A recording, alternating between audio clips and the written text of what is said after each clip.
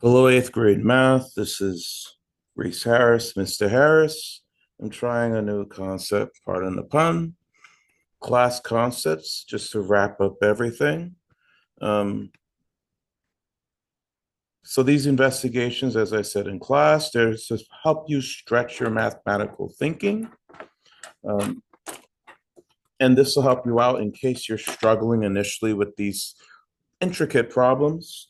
You can watch this just to condense everything. So I'll call these class concepts. It'll probably be about one a week. If you happen to miss class, look at the class concept video. That's a good option. So this is condensing. We did investigation one. We did investigation two. You will notice on the Google Classroom, we will have a quiz after investigation two. Before we go for the quiz, we have to finish investigation two, do some in-class practice, and then it'll be quiz time. So right now, I'm just condensing these class concepts from investigation two. Oh, that yellow comes up nice on the screen. Okay, so major concept, looking for squares. So we have lots of 5x5 dot grid paper. Remember, we started with the generic grid paper. All kinds of ways we can draw squares. Based on these squares, we're using this as a jump off point to solve for the area of squares and also to find the perimeter. And as we saw in class, if you have the area, there's a trick we can use using square roots to find the length of the side. This leads to the next concept, square roots. We're learning how to solve equations involving square roots, use square roots, and also use raising things to a power of two to solve for unknown values. And as you can see, it definitely leads to the next concept, using square roots to find lengths.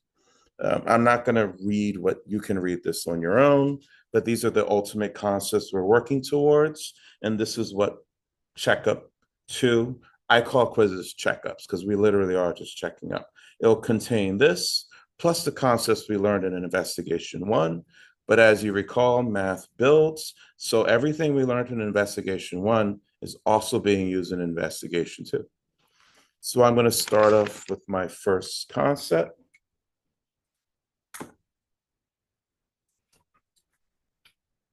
Okay. So recall in class, we were sort of asking questions. When we were solving simple squares, it's easy to find the area. But what if the square is not as simple? What if we're ending up with the situation with the square root of two? As we recall in class, the square root of two is an irrational number. This is not the square root of two, but it's a reasonable estimate. While we're here, think about, can you find a better estimate? Well, first, let's look at the square root of two. There's a time to deal with the square root of two, and then there's a time to deal with its decimal. So if you're using a calculator, again, if you missed how do we get square roots on the calculator, if you see here, that's the square root symbol. It's in blue. The blue corresponds with the blue second key. So if you hit second x squared, you should get a calculator, or you should get a square root symbol. Let me try that again. Second x squared, and you see my square root symbol. And we could type whatever we want in. So let's try that again, just to make sure. The second key, x squared. And for those that learned in class today, remember there's a reason why the square root is above the x squared key. Because how do you undo squaring? Take the square root. How do you undo taking the square root of something? Square it. Math makes sense. So let's do the square root of two. Hit enter. Remember, two is an irrational number. It goes on forever and ever and ever. Now that we see a more detailed decimal approximation of two, hopefully it makes a bit more sense that yes, 1.5 is a good estimate. Think right now, is there a better estimate? Sure. 1.4, 1.414, 1.4142. The further we go out, the more precise and accurate our answer will be. But always remember, these are nothing but estimates. The square root of two cannot properly be represented as a decimal If you want an exact answer, it has to be square root of 2. The square root of 2 is only approximately equal to this 1.414213562, going on and on and on forever. Remember in class, this is an approximation. It's two wiggly lines. It's approaching 1.414, but it's not exact. For example, let's come up with an example. 10 divided by 2 is 5. An equal sign is exact. It's definitely 5. It's not approximately 5. It is 5. Because 2 is an irrational number, we can only estimate or approximate it with the decimal by rounding, and then we have rounding error. We will cover that again. I'm just making sure I'm hitting everyone home with that so we know what the difference is between an equal sign and an approximation sign. So now I'm going to walk through some class concept examples. Let me adjust my screen. I like this term, class concept. Alliteration is always nice. I'm not going to put the week here, but it'll be listed on the week on Google Classroom. So let's start off with the basic square we've been using. Remember, we started off with basic squares, so let's draw a square. And squares are very special terms. It's not a rectangle, it's not a quadrilateral. Well, it is a rectangle. It is a quadrilateral. It's a specialized quadrilateral. It's a specialized rectangle. Squares are unique. Rectangles are not squares. Squares are only squares. Squares are what they are because remember, all the side lengths are the same and they all have 90-degree angles. It's a specialized quadrilateral. So let's first look at this square. Investigation 1, we came up with some interesting techniques to find the areas using this centimeter dot paper. And it is important that they're centimeters. If you don't believe me that they're centimeters, let's measure. Yay, it's a centimeter. So we're going to develop these math concepts, and then we're just going to check with rulers. So the first step, let's come up with the area of this square, and then we're going to come up with the perimeter. The area, there's two ways to do this. We know it's 2 centimeters on this side, 2 centimeters on this side, 2 centimeters here, and 2 centimeters here. So we know it's basic length times width equals 2 times 2 equals 2 times 2 is 4 centimeters. So our area would definitely be 4 centimeters squared.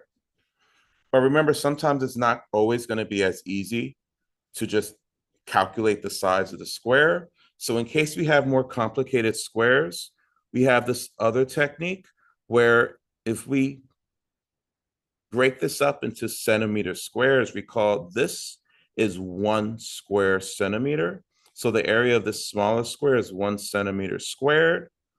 1 times 1 is still 1. So how many entire centimeter squares do we have? 1, 2, 3, 4. So that's another way to get 1 plus 1, 2, 3, 4. That's another way to get 4 squared centimeters. In math, you have to learn multiple ways of doing things because sometimes you're given the information, sometimes you're not. In the real world, sometimes you have all the information, sometimes you're missing components. So you never want to just stick to one method. This is a very ingenious way of another way of finding the area. So if we have the area, it's 4 centimeters squared, whether we did 2 times 2 or 1 plus 1 plus 1 plus 1. So we have 1, 2, 3, 4 centimeter squares in total. So it's 4 centimeters squared. Let's look at the perimeter. Recall the perimeter, we're summing up all the sides. So we have 1, 2, 3, 4, 5, 6, 7, 8. So yes, the perimeter would be 8 centimeters, not squared, just 8 centimeters, because we're just measuring the side lengths. And again, to verify, One side's 2 centimeters because it's a specialized square, 2, 2, 2, 2. Just like we can add, we can multiply 2 centimeters times 4 sides in this square, the perimeter, 8 centimeters. Just making sure everything's there. So when we're solving problems, we want to make sure that we're very confident in the foundation. So when we move forward, things like this don't trip us up. Let's look at this 1 by 1 square unit, where each side length is 1 centimeter. And we know the area is 1 times 1, or 1 centimeter squared. The perimeter, I'm just using P for short. We can add 1, 2, 3, 4. So it's 4 centimeters. Or we could just do 4 times 1, 4 centimeters. Good job. We have that down. Now let's move on to more interesting things. These are the basic ones. They're pretty simple to solve. But what if we have something that's not quite as simple to solve? Give me a moment. I'm getting my extra sheet. So you can stay looking at this. I'm going to cover this up. But let's look at another situation. Yeah, I'm not happy with that. I'm just going to do this instead. Okay, that's a little bit better. Let me zoom out. Okay. I don't want that to confuse anybody. So I'm going to cut the bottom off so you don't see that upside down 105 and everything. I'm trying to give everyone the opportunity to focus on the task at hand. No excuses, right? So let's do a more difficult square. Recall with investigation 1, when they're horizontal and vertical, it's a lot easier. But what if we have diagonal lines? One diagonal I'm thinking about of right here, if this is 1 by 1, recall we have this diagonal, like a peanut butter jelly sandwich, we're slicing in half, triangular ways. We're now working with these diagonals. And be very careful.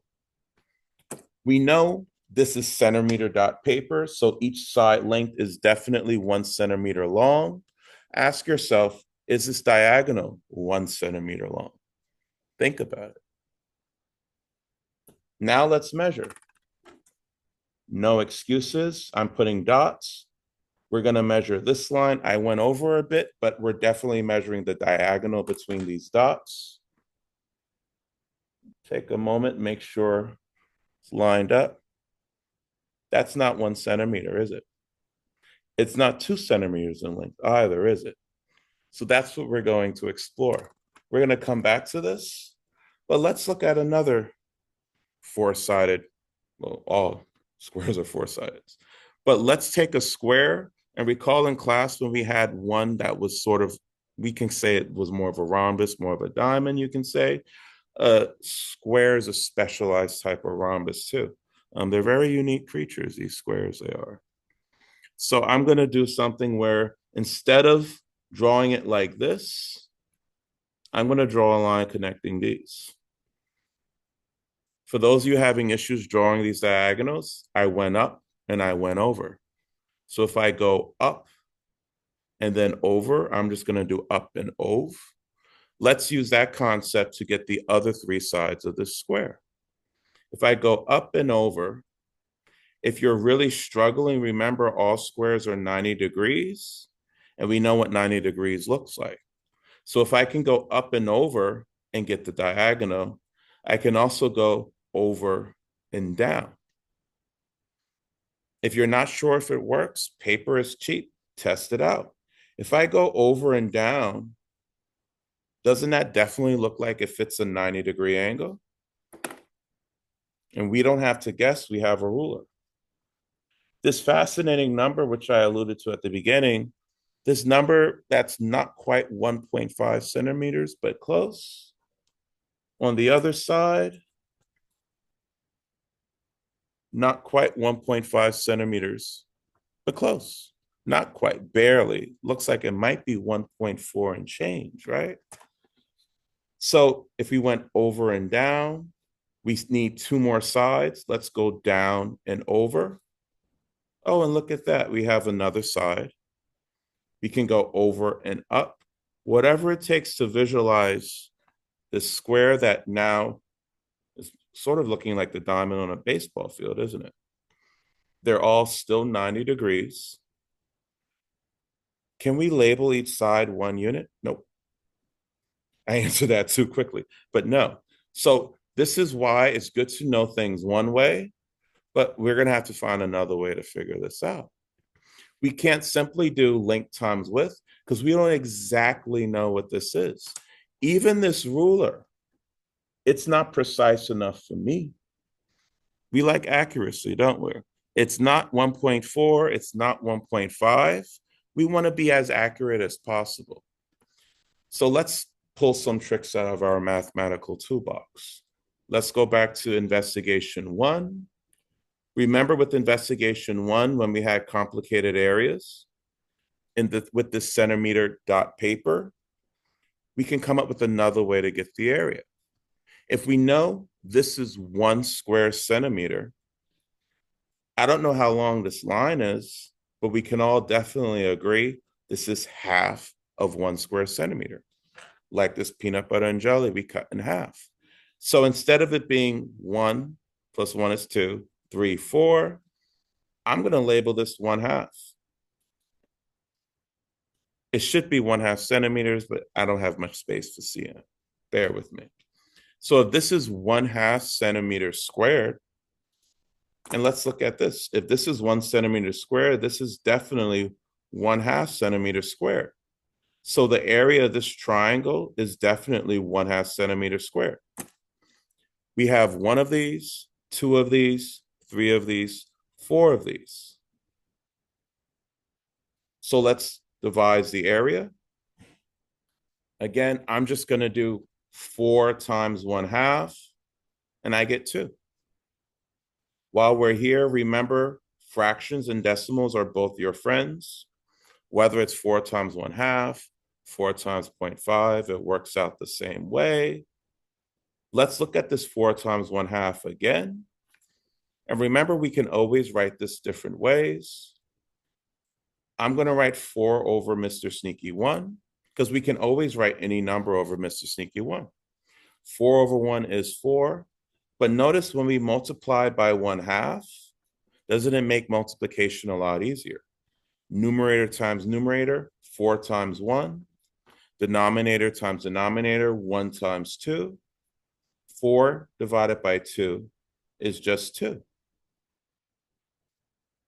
It was a worthwhile exploration. So 4 times 1/2, 4 times 0.5, or you could just do 4 times 1/2 is 4/2.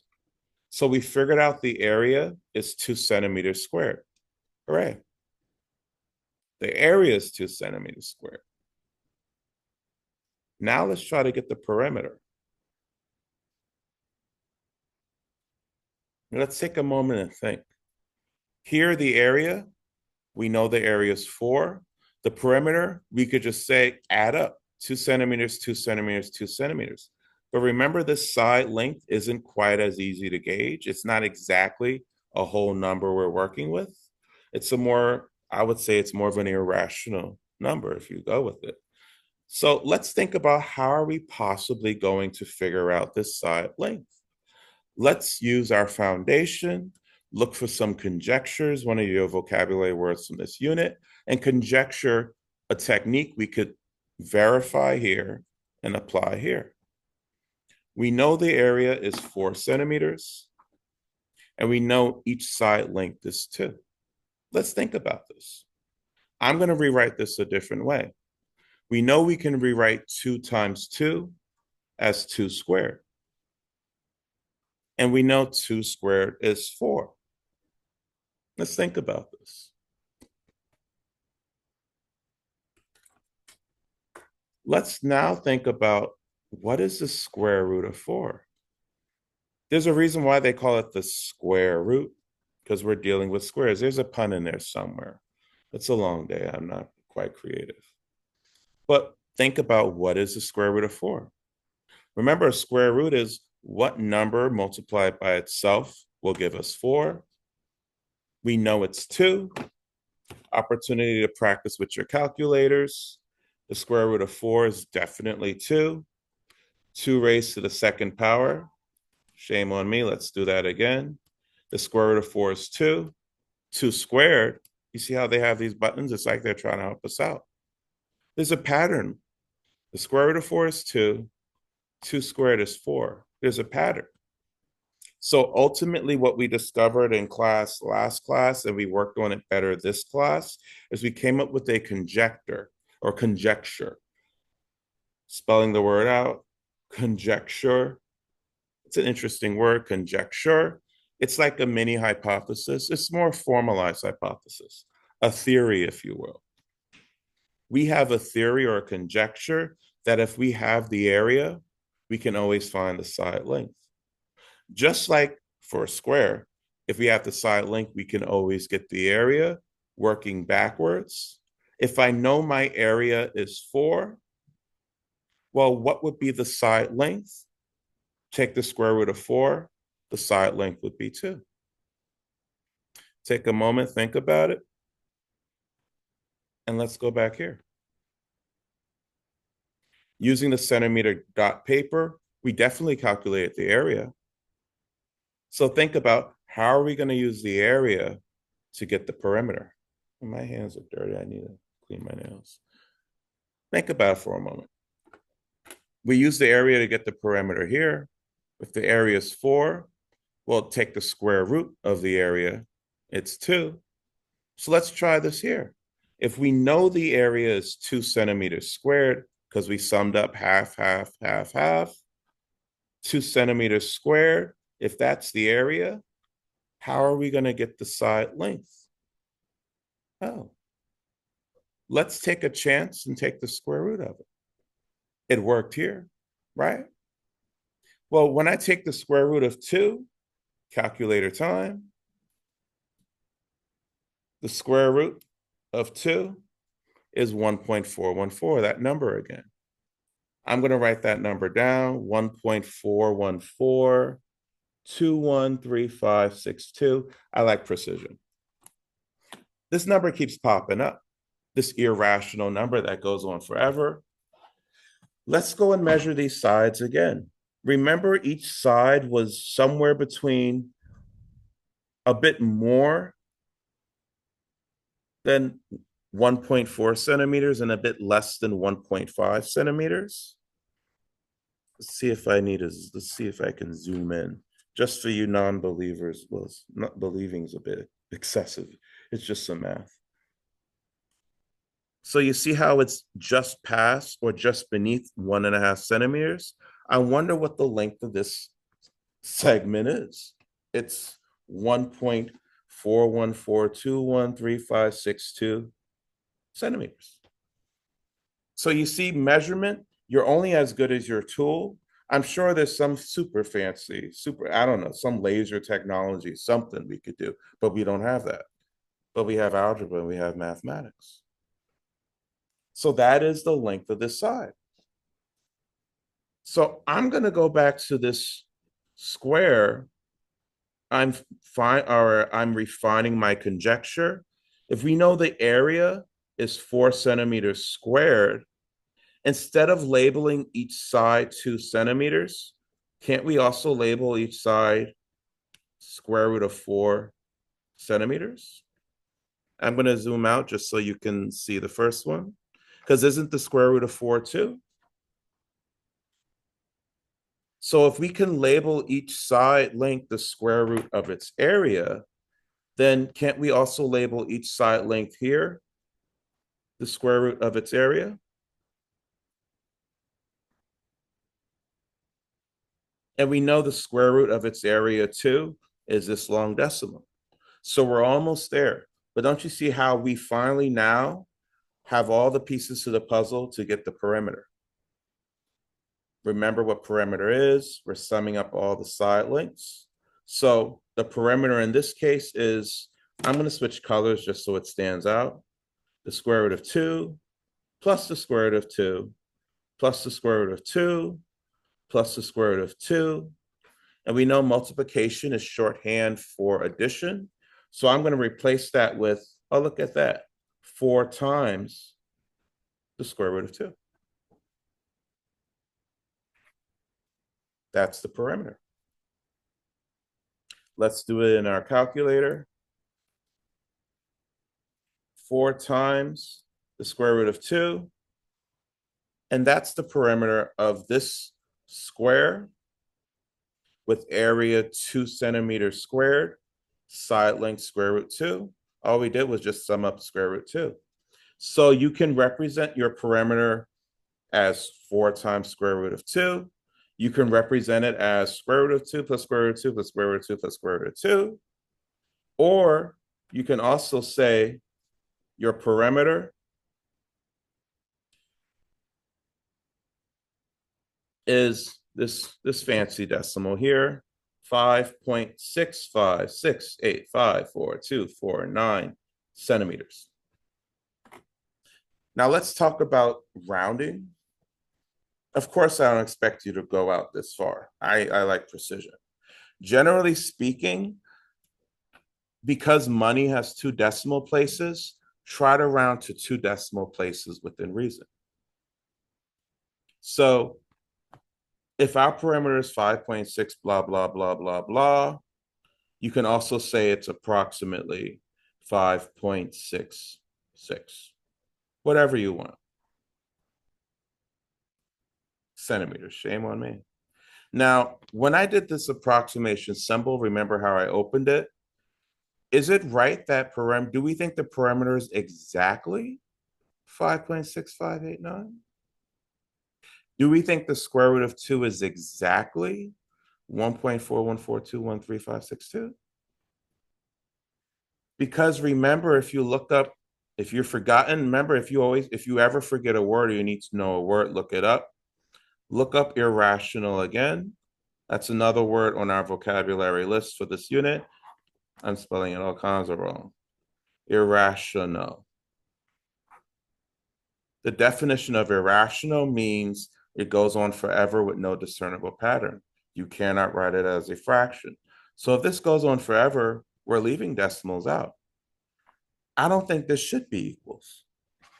I'm going to get my white out and think about, instead of an equal sign, which we only use when we have an exact number, shouldn't we use the approximation sign, these 2 wavy lines? That's more precise, isn't it? So the square root of 2 isn't 1.414213562, dot, dot, dot, dot, dot. It's approximately, because we would be here literally forever. Just like your friendly number pi. Pi is an irrational number too. It goes on forever. This is only an approximation. Pi isn't 3.14. It's an approximation or an estimation. So with that, so far, so good. Things are making sense. I'm going to leave or write 3 practice problems for you to work on. These are the same practice problems we went through in class when we did the class concepts. But now's the time to sort of test our mettle. So I'm going to write one situation. We have the square root of question mark equals 11. We also have the square root of question mark equals 4. We also have the square root of question mark equals 3. And we want to figure out, well, what is question mark?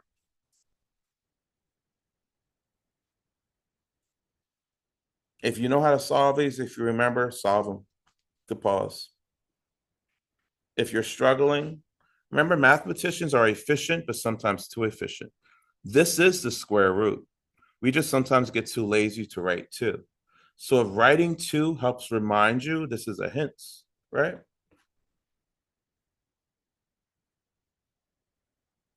Now, if we're solving for square root, you can do mental mathematics.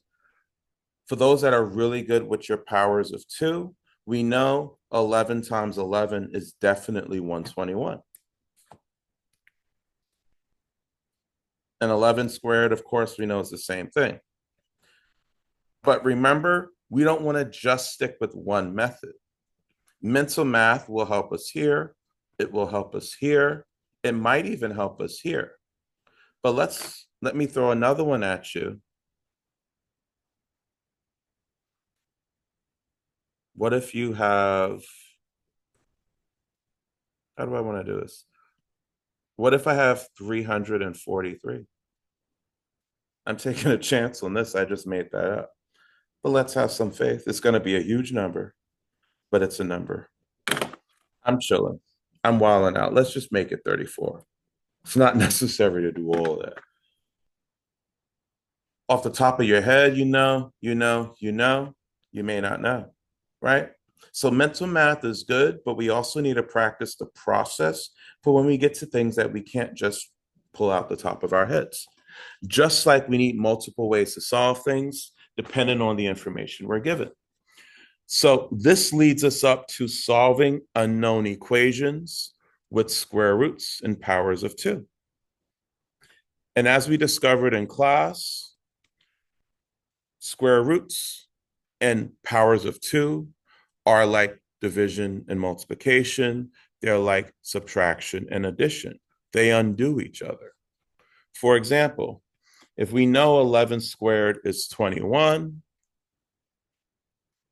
let's look at the square root of 11 squared.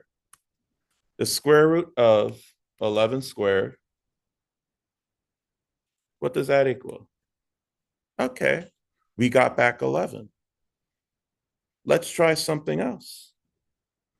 Let's try the square root of 11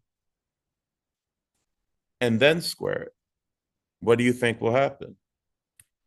Oh, it's like these guys don't matter at all. And the only reason why they don't matter is because they undo each other. It's like adding a positive and a negative, they cancel each other out.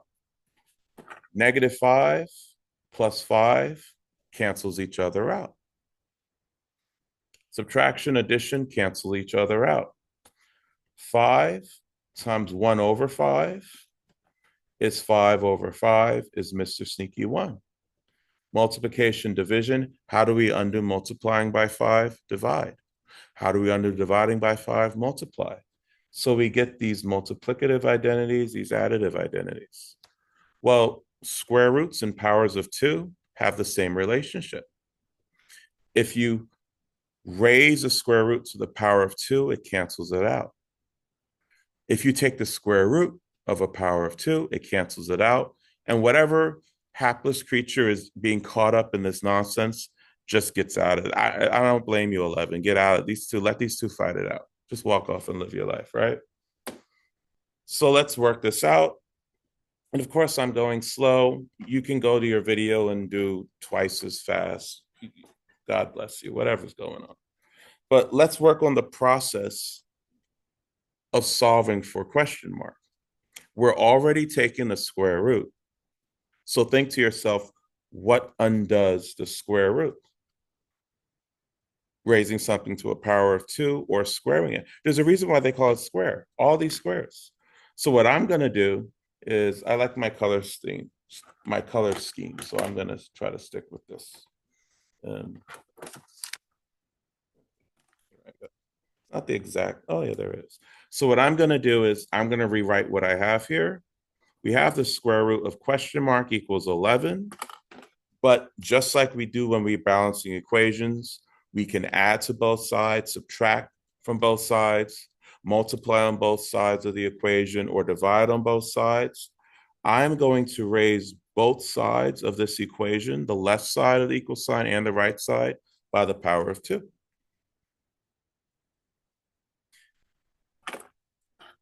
And we know power of 2 cancels out the square root, so we're left with question mark, and 11 squared is definitely 121.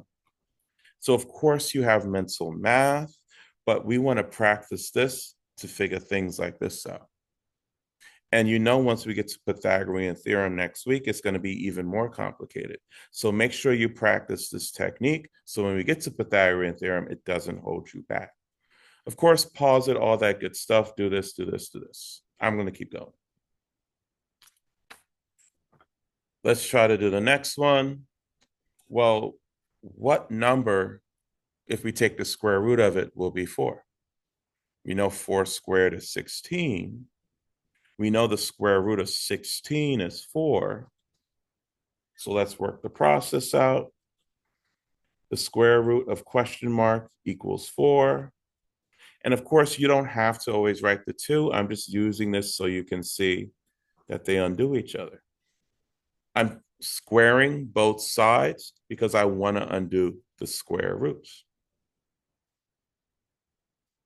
This cancels that. So question mark is in fact 16. And here's a nice message. You can solve this, but if you think about the square root, let's analyze these words. The square roots, and then let's look at the power, the power of 2. I grew up watching the Powerpuff Girls. The Powerpuff Girls, whatever I don't know, they had Afro Puffs or some nonsense like that. Smiley face, they're little action heroes that like beat people up.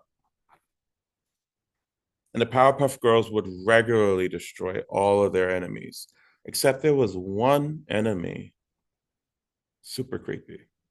He was him. I would also like to call him the roots of all evil.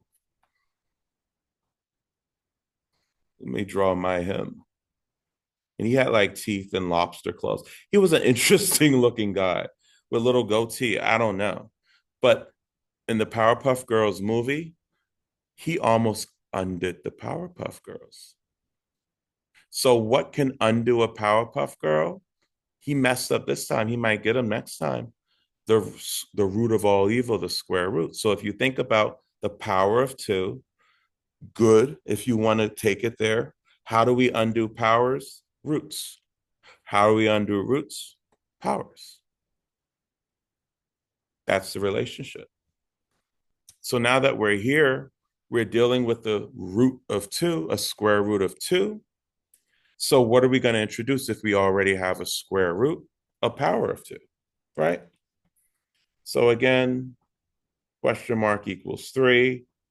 Raise both sides up to the power of 2. Cancels, cancels. Pi equals 9, or sorry, question mark equals 9. Hopefully we're getting this. Hopefully we're getting this.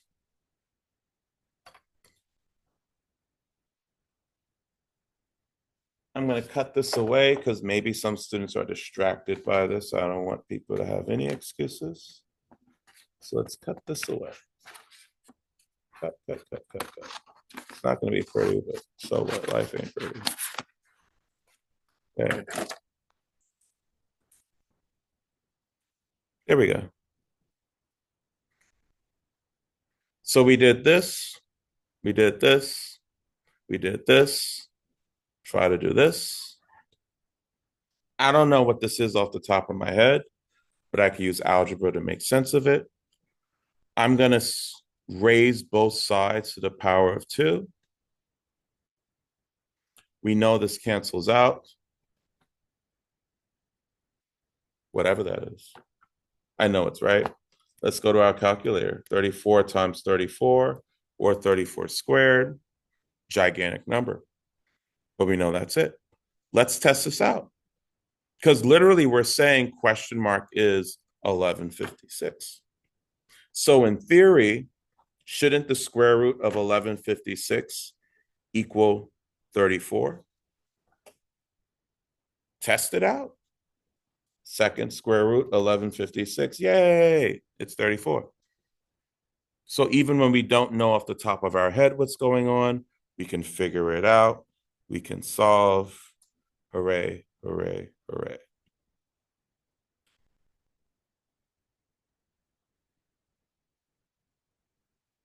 Now let's look at something else. We did several practice problems where we have the square root of question mark equals 11. We're solving for what's underneath the square root. Now let's sort of work backwards and sort of flip the script, if you will. Let's start off with 121. And let's think about how are we going to set this up? If question mark is hanging with square roots. Technically, shouldn't question mark now, if we're going to flip it and work backwards, hang out with the power of 2? So if question mark is being raised to the power of 2, something something squared equals what? Let's think about this. We know the square root of 121 is 11, but I'm going to flip it here. And let's think about, if you're given a number, you're told it equals something raised to a power of 2, we're really asking, what is the square root of this? So I'm going to set this up where we have 16 equals question mark squared. We have 9 equals question mark squared. And whiteout time, so this doesn't get in people's way. Let's do this. 1156 equals question mark squared. And then for the heck of it, let's come up with a weird number. 3487 equals question mark squared. I literally made that number up. 3487. That's a nice jingle. I don't know what that means. Play the lottery number. Oh, no, don't play the lottery, kids. I'm sorry. That's illegal for you. I might do that. We're going to use our mathematical skills to solve backwards now. Right? Yeah. If you want to solve this and check, fine, solve and check. But we're not going to raise both sides to a power of 2 because we're already raising to a power of 2. We want to think about, well, what undoes raising to a power of 2? In the name of those poor Powerpuff Girls, we are sort of eliciting the help of him, the square root, right? Let's use red because I think it was red. So to solve for question mark, where we're literally asking, well, 121, can't we take the square root of both sides to solve for question mark? And when I take the square root of both sides, this cancels this out. What's left over? 11. Because literally this is asking 121 equals what? What number squared equals 121? 11. What number squared equals 16? Well, let's take the square root of both sides. 4. Bam. Bam. These cancel out. 34 equals question mark. Let's solve this. And again, this is why we don't want to stick just with mental math, especially when we get to complicated things. I have no idea what this is going to become. But we're literally asking, well, what numbers, when we square it, will give us 3487? When we're asking that, we're also implicitly asking, what is the square root of 3487? Just remembering, whatever we do on the left side of the equal sign, we have to also do on the right side to keep our equations balanced scales. So because I took the square root on the left side, I have to take the square root on the entire right side. We know this will undo that. So I'm going to go to my calculator and I'm going to figure out what's the square root of 3487. I'm not doing that. I don't even know how to do that by hand.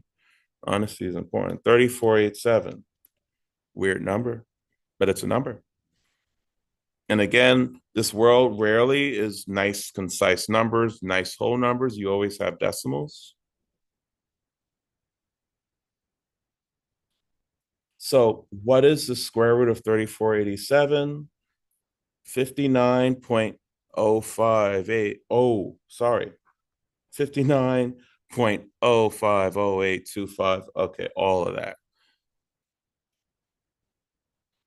I'm sort of curious. And this is an extra aside. This is what we'll be working on going into sections 3 and 4. This isn't a nice number. I'm not going to make the assumption that it's an irrational number, though, because it could just be a complicated number. There's decimals. So how are we going to figure out if this is an irrational number? Well, in the name of following patterns, which we will work on going forward,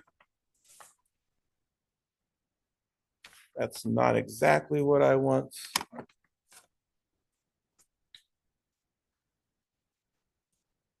I could pause the video, but you people can pause. You're at home chilling. You'll be all right. Give me a moment to find what I'm looking for. You'll live. Here we go. Yeah. Okay. So I'm going to show everyone a nice number line. And let's make sense out of some of these numbers. We have a very nice number line here. And let's get a bank of numbers. This is what we're going to be working on in next class, but what I'm doing now will help you out. I'm going to get a bank of values. I'm going to get that square root 2, that square root 9, square root 10. Let's actually list all the square roots of the basic numbers. Square root 1, square root 3. How many numbers would be between 2 and 9? If you were in class today, you know where I'm getting at. Let's list all the numbers 1, 2, 3, 4, 5, 6, 7, 8, 9, 10. Given reason, we're going to have to cut it off here, but you get the gist. Let's list these numbers on this number line, the square root of them. Some of them will come out nicely, some won't. And while we're here in this investigation, let's look at the square root of 0 too. Right? Yeah. For those of you freaked out by this, I'm going to cover it up with paper, write it neatly, and we're going to start again. So let's get a whole bank of all of our numbers: square root 0, square root 1, square root 2, square root 3, square root 4, square root 5, and we're going to stop. And let's try to figure out where would they go on this number line. Let's start with what we know. We know the square root of 0 is 0. We know the square root of 1 is just 1. So literally, the square root of 0, the square root of 1. That worked out well.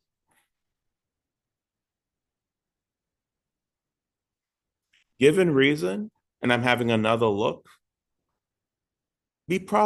can't we also do square root of 6? If you don't think we can do the square root of 6, hang out a little bit more. And I probably will shock you. I'm going to list all of them. Can't we also do square root 10? It looks like a lot, but math is interesting. And I guarantee you all these numbers will fit. When I first wrote them, I'm like, oh, wait. It should be shocked.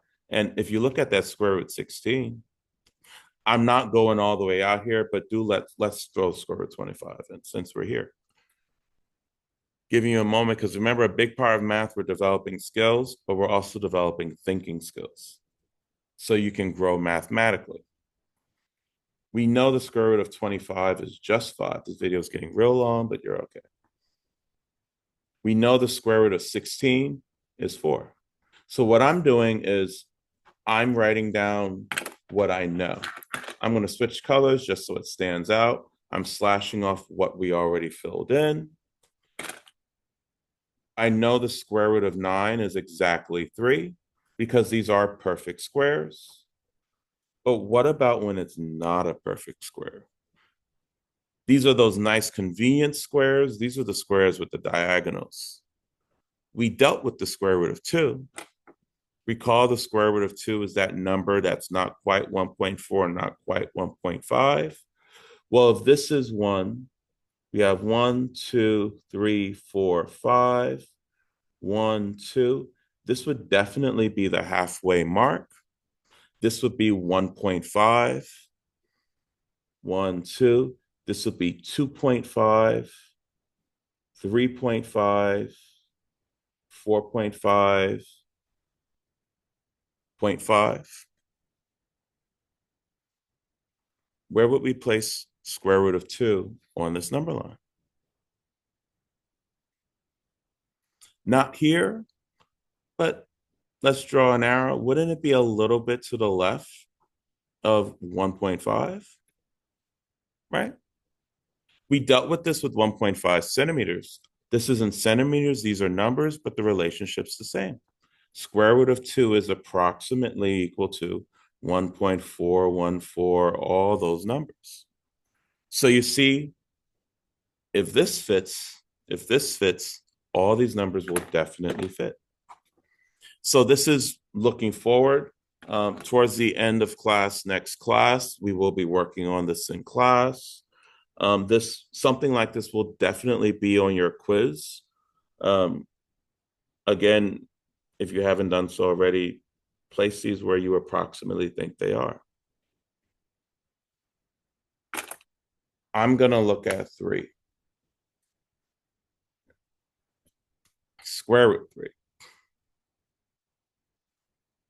While I was looking at square root 3, I did find another nice perfect square. We can put this, we know square root of 4 is exactly 2. Where would the square root of 3 be? Without a calculator, we know the square root of 3 would have to be some number between 1 and 2. Why is that? Because the square root of 4 is 2. Someone said in class today it's similar to division. If you notice, division makes things smaller. Multiplication makes things larger. Addition, you're increasing. Subtraction, you're decreasing. We know powers make things much larger. So if powers increase the size of things, square roots undo, they make things smaller. So if the square root of 4 is brought down to size to 2, 1 is unique and weird, but it's 1. It's Mr. Sneaky 1. He's a ninja of the number world. 0 is unique too. But square root of 2, didn't it get smaller? It's just 1.414. So since the number 3 is between 2 and 4, the square root of 3 will be between the square root of 2 and the square root of 4. We don't know exactly where it is, but we know the square root of 3 will be between these values. We don't even need to deal with 1, do we? Because if we know the square root of 2 is 1.414, shouldn't the square root of 3 be somewhere here? Because 3 is bigger than 2, the square root of 3 would have to be at least a little bit bigger than the square root of 2. The square root of 2 is bigger than the square root of 1. The square root of 4 is bigger than the square root of 1 and 2.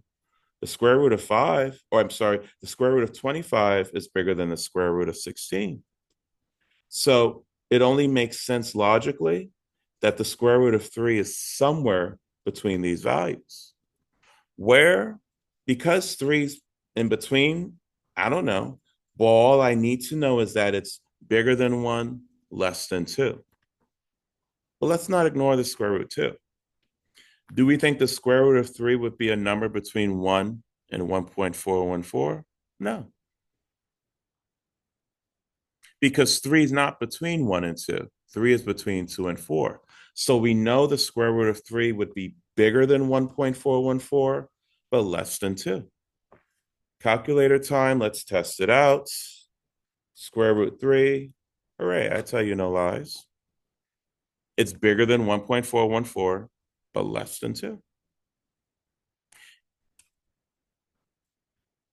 So we know the square root of 3 will be somewhere here. Here we can only approximate, so we know the square root of 3 is somewhere there. I'm going to quickly do the rest of these. Hopefully you'll get the gist.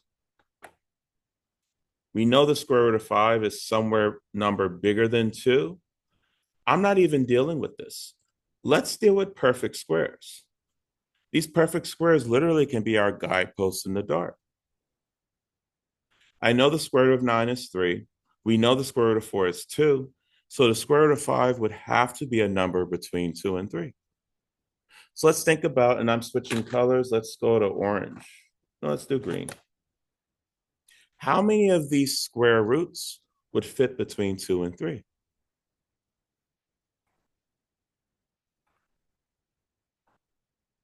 Look at that. No calculator, we're just using logic and reasoning.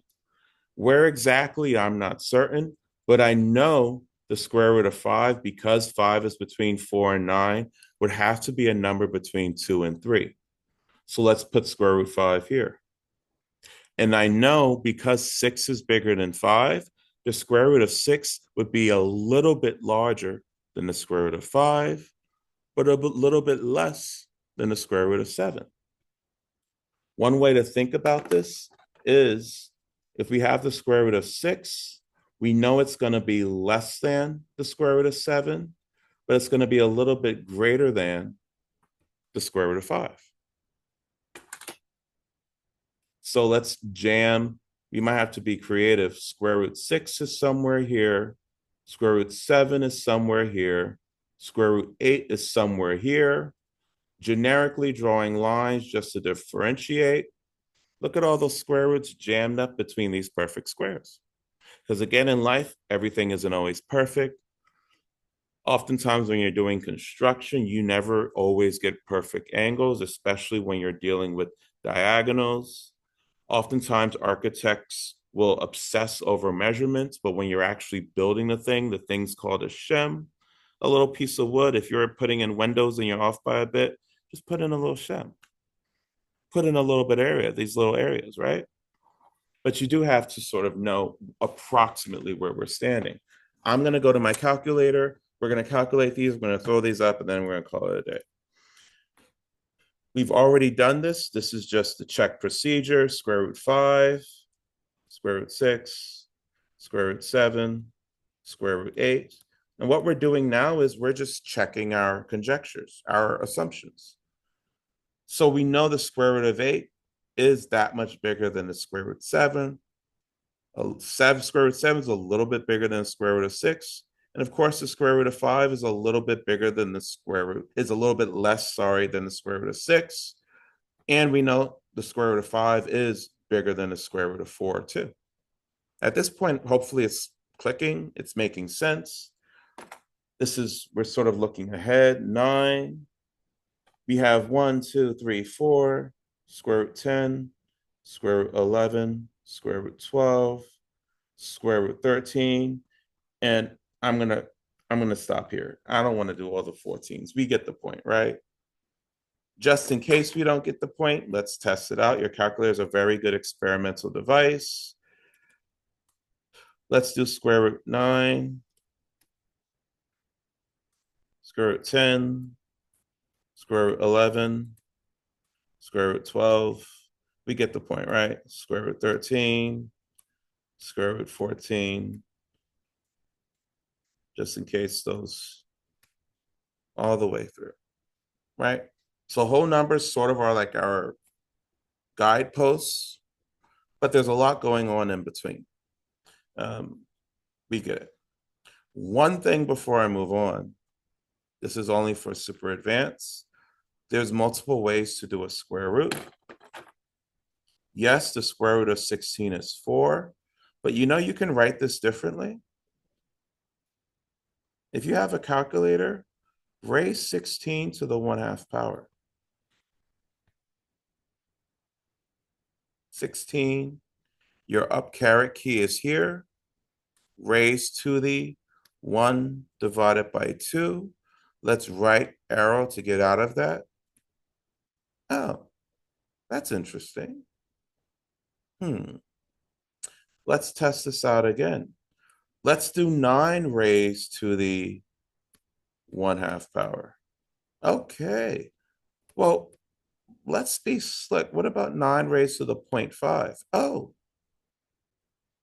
conjecture time, right? I feel like Blue's Clues or something.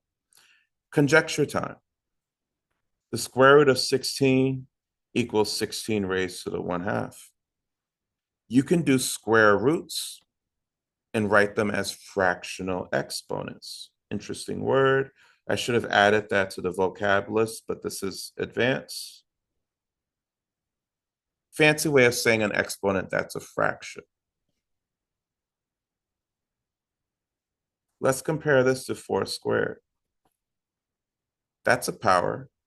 That's also a power. This is a whole number power. This is a number bigger than 1.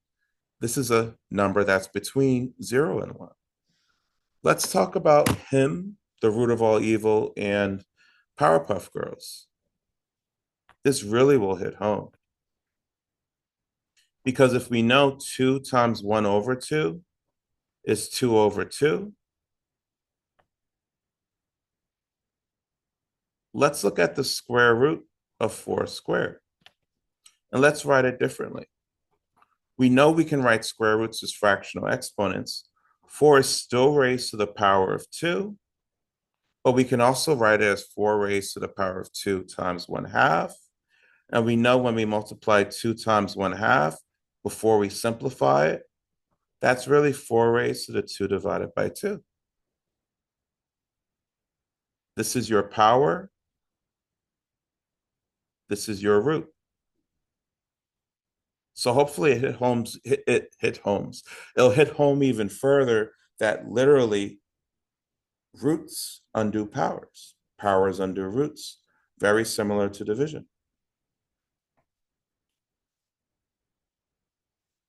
Hopefully this makes some sort of sense. Let's do this. I'm going to do it once more just so we can see. 25 raised to the 1 half is 5. We know that already. But let's write 25 raised to the 1 half. Let's write it as 5. And let's take the square root of both sides to see what's going on. Not the square root. Let's square both sides like this. Hopefully we're used to this procedure. When we square both sides, we get 5 squared. We're good with that. Remember when we multiply 2 times 1 half, that becomes 25 raised to the 2 times 1 half, or to the 2 divided by 2. Well, isn't this Mr. Sneaky 1? Because isn't 2 divided by 2 just 1? Mr. Sneaky 1's dressed up like 2. So let's simplify. Isn't this just 25 to the first power? And we don't need to write Mr. Sneaky 1. He becomes invisible. That's just 25. Well, let's break this down. Isn't 5 squared 25? You see how that works? And isn't that still a true statement? Hooray. So I suggest stick with square roots, solidify that, but dabble with this fractional exponent. If you want to test it and do 1 half instead of square roots, by all means, it works out. And that's one of the many reasons it works out. I went extra long, but I covered everything I wanted to cover. I'm happy. I'm going to go back to my objectives and essentially where I started out just to make sure everything's hit home. Hopefully the sound and everything worked out the way hopefully it worked out. Other than that, thank you for watching this. Hopefully it helped out. Let me know if I should keep this up. I'm going to try to do this at least once a week to solidify what's going on. So ultimately, we practice getting areas and perimeters from shapes using dot grid paper, using the square root of the area to get the side length, and then understanding how do we solve square root equations. You solve square root equations by squaring both sides or taking the square root of both sides. And then we practice lining up irrational numbers, irrational square roots on the number line. So this is only for those super interested. But let's come back to this 59 something. This is a bit beyond what we will be covering for this test. But let's take the chance and break it down. For those that are super interested, I think this is irrational, but thinking isn't good enough. We want to test it out. How do we test it out? I want to break this number down and see if I could write this in terms of any of these square roots. Because if you haven't noticed, there's a bit of a pattern here. There's a bit of a pattern here that hopefully people notice on some level.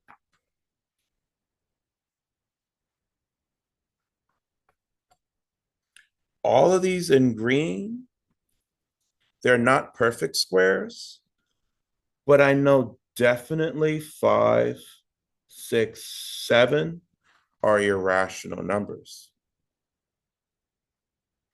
Here's one way to tell immediately if it's an irrational number. We're going to use prime numbers. You see how math sort of interconnects with everything? Prime numbers are 2, 3, 5, 7, 9, 10, 11, 12, 13, 14, 15, 16, 17. I'm stopping there. We know the square root of 2 is an irrational number. Here's a conjecture. The square root of any prime number has to be an irrational number. That's one reason why we care about prime numbers. And when we look at many of these numbers, square root 3, square root 5, didn't we get something that seemed like an irrational number? Yeah. So this is a conjecture. We know the square root of 2 is an irrational number. The square root of 3 is an irrational number. The square root of 5, the square root of 7. Let's look at that square root of 6, because 6 is not a prime number. However, I'm just going on and on and on and on and on, but it's so interesting, and I'm going on a thread, so I might as well. Again, this is beyond this class, but if you're interested, let's do this. Square root of 6, we can rewrite this another way. Yes, we can rewrite this as 6 raised to the 1/2, but those are equivalent. Let's break this 6 up. Let's write 6 as multiples of 6. Aren't 3 and 2 factors of 6? 3 times 2, sorry, not multiples of 6, factors of 6. 3 times 2 is 6. Don't you see 2 prime numbers there? Yeah. So 6 is not a prime number. However, because we're taking the square root of a prime number times a prime number, that's when we get that funny business going on. Square root of 6. So here's another conjecture. As long as there's at least one prime number trapped underneath this square root symbol, it's going to be an irrational number. 6 has 2. 7's a prime number. Let's look at the square root of 8. We know we can write this as 8 to the 1/2, or 1 divided by 2. Let's write this 2 ways. We can write this also as square root of 4 times 2. We could also write this as 4 times 2 raised to the 1/2 power. Let's think about this a little bit. We can also write this as the square root of 4 times the square root of 2. Just like we could write this as 4 raised to the 1/2 times 2 raised to the 1/2. We know the square root of 4 is 2, and we know the square root of 2 is irrational. We know the square root of 4 is 2, and we know square root of 2 is irrational. You see what we're doing there? So can't I also write this as the square root of 3 times square root of 2? So you see why definitely the square root of 2 is an irrational number, because we're really dealing with 2 prime numbers. The square root of 8 is irrational because, yes, that 4 breaks out of the square root prison, but I call square roots prison. Breaks out of the square root sign, but we have a leftover prime number. So yes, the square root of 8 is also irrational. So in closing, hopefully you connected these dots. Let's look at this weird number, 3487. Remember we left off looking at 3487. The square root of 3487 is 59 in weird decimals. Let's review some things. Square root of 3487, we get that. Let's also do 3487 raised to the 1/2, showing you it's the same thing. So let's break 3487 down and see if there's hidden prime numbers. Something tells me it probably is. So the technique for doing this, and again, this is super advanced, but it won't hurt. We will eventually cover this much later in the year, but I just want to make sure everyone's good with basic solving for square root functions and Pythagorean theorem. That's my major goal this unit, because you can go on and on with math, and I don't want to make things too complicated early on. But really what we want to do is we want to break this down into its factors. And we want to ask ourselves, are any of these factors prime numbers? So what I always do is 2 is my friend, so is 3, so is 5. Rarely do we ever need to go to 7. So what I want to do is I want to see if any of these divide nicely into 3487. We know 2 can't because 3487's an odd number. So remember, a big part of math is trial and error and conjectures. So let's test 3487. Is it divisible by 3? No. Let's keep going. Divisible by 5? No. 3487 divisible by 7? No. 3487 divisible by 11? Oh. So this is called resiliency. This is called sticking with the pattern. It doesn't cost us much to divide in our calculator. I hope my answer would have happened by the time I got to 7, but it didn't. It turned out I had to go to the next prime number, 11, but we got a nice whole number. So what I'm going to do is I'm going to pull out an 11. I'm going to rewrite this as the square root of 11 times 317, because we know these are factors of 3487. So I'm going to rewrite this as 11 times 317. You can rewrite this as square root of 11 times square root of 317. But you know what? We don't need to take this further. 11 is a prime number. And as long as there's at least one prime number, then we know full and well square root of 3487. This is an irrational number. We don't have to guess. We don't have to wonder. We know it's irrational because it can be written as a prime number times. That's probably a prime number too. But don't be so quick. We have to test that. As long as you get one prime number, you're good. I'm going to leave it like this. 317 looks like it's also cumbersome. For those that are super curious, I don't think there's really anything, but it's worth trying. I know I divide by 5. I'm just going through prime numbers. Not 9. Did 7, did 11. Okay. 1. Did I do 3? I did 3. It's not even. Let's try 13. Usually by here, we get the point. But prime numbers are special, aren't they? I almost think this might be a prime number. For you guys that are curious, if you ever hear these math PhDs come up with all these weird equations, these weird ways of finding prime numbers, they are very interesting numbers. And then the name of, I'll leave on this, architecture. Haven't you noticed how many of the rooms you're in are, if they're not squares, they're rectangles. But in this unit, let's keep it with the square. If you're in a room and you're in a corner and you're looking at the diagonal of that room, more than likely it's going to be a prime number because that's part of the nature. We're dealing with square roots. It may not always be a prime number. If this is nice, 5, 5, 5, 5, sure. But let's think about it. What if this isn't a really nice number? What if this is an actual realistic number? What if this is, I don't know, 11? Let's do a regular. What if this is a 12.3 feet room? If you actually measure, sometimes rooms are exactly 12, sometimes they're off. But I sort of want to make this interesting. So let's do 12.3, 12.3. We are headed into the Pythagorean theorem. But if this is 12.3, 12.3, let's get the area.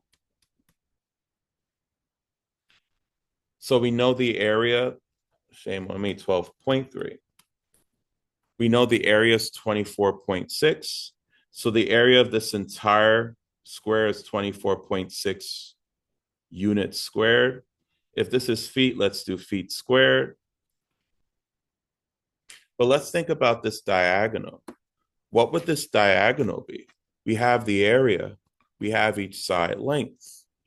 Let's work on this diagonal. This literally is what the Pythagorean theorem is. For those curious, I'm going into it. Maybe I'll just do one video per unit. because doing this every week, I might lose track. But literally, not next class, but the class after next class, Pythagorean theorem. I have to spell out Pythagorean. It's been a long day theorem. The Pythagorean theorem is literally a squared plus b squared equals c squared. And again, this is a preview. If you don't want to watch this, please have fun. But literally, this is the Pythagorean theorem. We're going to learn a bit about Pythagoras. He was part of a cult in ancient Greece. But side length A, side length B, the hypotenuse C, side length B, side length A. Aren't we trying to figure out the hypotenuse? So we have another name. This diagonal is also the hypotenuse of a right triangle. So let's figure out the length of this diagonal by using Pythagorean theorem. We know the area is 24.6, but what would this length be? Well, plugging into the Pythagorean theorem, it's 12.3 squared plus 12.3 squared equals c squared. Calculator time, calculator time. 12.3 squared. I'm only writing these steps out because a lot of times what happens is when you do everything in the calculator, sometimes you make careless mistakes, but this is simple enough. 151.29, we're adding them because it's the same thing. So we're going to add 151.29. Ultimately, this simplifies to 302.58 equals c squared. We're still not done because we're looking for a side length. And again, if we were looking for a side length, 302 seems awfully large when we're only dealing with 12.3, right? We're not done because have we completely isolated this unknown variable c? No. This power of 2 is hanging out. And we want to undo these power of 2's. How are we going to undo raising c to the power of 2?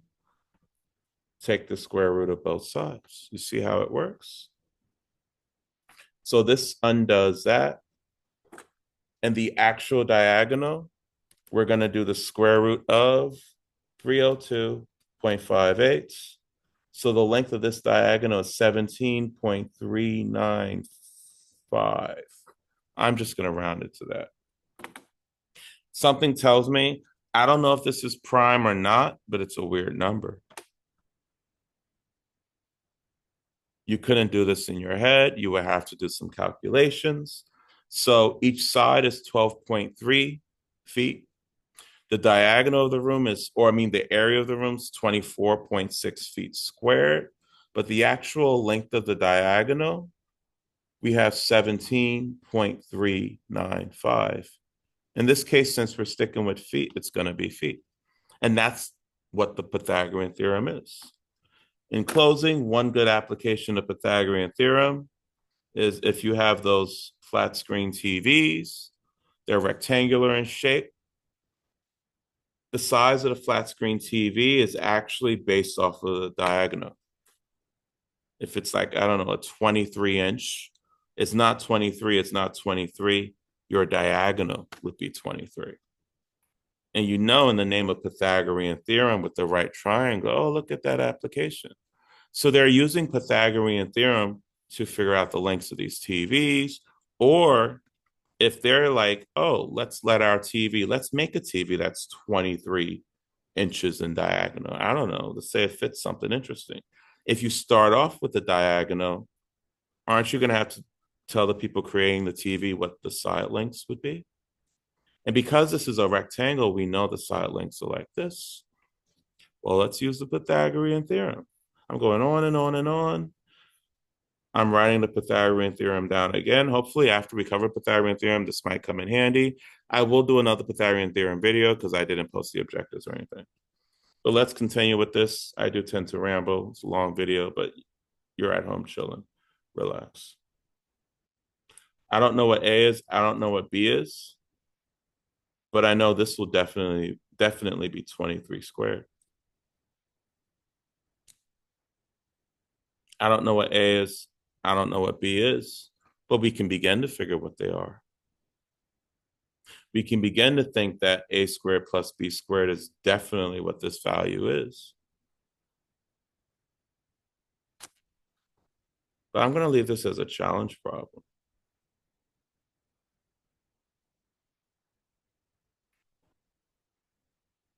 It's getting a little bit more complicated. It's complicated because we have two unknown values, but we know the sum of these values squared is definitely going to be this 23 squared. 23 squared. The problem is we're going to have to figure out how to undo these. And don't think for a second that you could just solve for these. Addition always makes things more complicated. Additionally, A squared plus B squared is in no way, shape, or form A plus B squared. You could be slick and you can do things when you're simply multiplying, but anytime there's a plus sign involved, it's like a raised median in a highway. You can't just distribute exponents. Think about this little guy here. This is too far for this guy to walk. If it's A times B squared, this is a much shorter distance. This little 2 can definitely distribute and be A squared times B squared because there's no raised median. They're just right next to each other.